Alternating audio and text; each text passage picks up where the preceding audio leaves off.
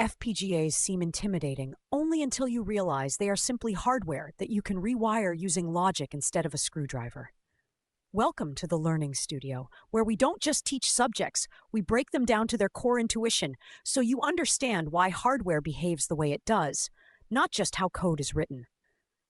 Most students think FPGAs and HDLs like Verilog or VHDL are only for experts or chip designers, but in reality, they exist to solve a very practical problem: how to build fast, parallel, and customizable hardware without manufacturing a new chip every time.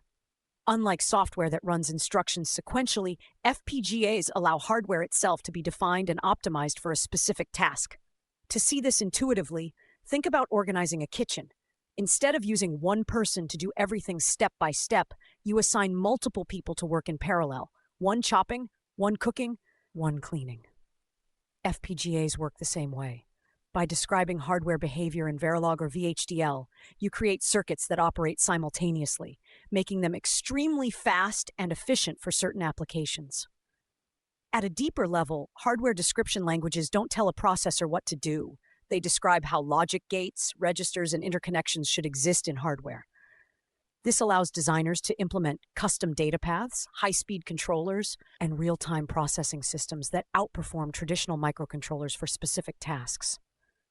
On a larger scale, FPGAs are used in telecommunications, aerospace, high-frequency trading, data centers, and signal processing systems where speed, determinism, and reliability are critical. As systems grow more complex, FPGAs act as a bridge between fixed-function hardware and flexible software. In real engineering practice, FPGAs and HDLs are applied when building high-speed interfaces, custom accelerators, and real-time control systems. Engineers must understand timing, resource utilization, and hardware constraints to design reliable solutions. These technologies evolved to meet the demand for performance and flexibility in modern digital systems. Now that the intuition behind FPGAs and HDLs is clear, the next step is to explore hardware acceleration and SoC designs where programmable logic and processors work together.